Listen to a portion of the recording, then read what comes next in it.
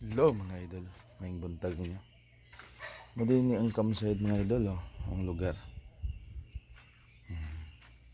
Trabaho sa QM, manilang bang house diya mga idol. Muna agianan pa daw sa campsite mga lods, sinang gialihan. Diya ka na. Diya. Muna akong tindahan mga idol. Ako ning gisira kay wala manuri diri. Tungod sa kamahal sa kanang guide fee ug entrance sa gibuhat sa tourism daw ni sila mo doon sa ni close na ko ni kong tindahan diri mga idol. Tapad rin sa kumbalay o pamahuman. Ano siya? Saan lang kay Manuroy? Sa una, puno kayo ni diri sa motor marking diri kani. To. Ya, puno kina. Karon nalay duha, may duha Nuroy. Overnight ni sila. Oh. Kani nga karsada, ipalawman na ni sa taga DPWH. UM. Ano siya?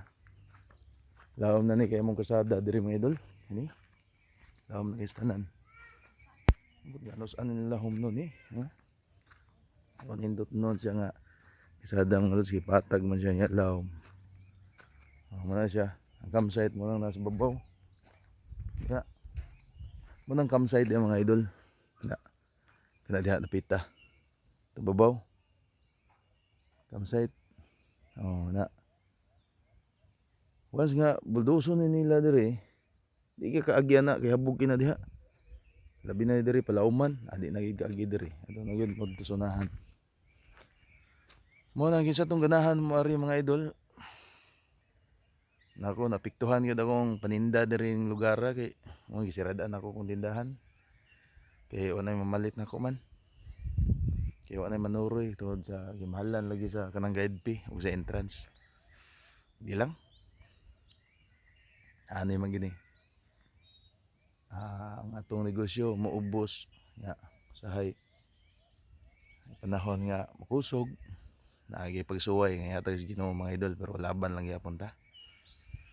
Please atong gibuhat diri tinarong lang. Sige mga idol, ug diri lang sa kutob ha. Ug amping ang tanan.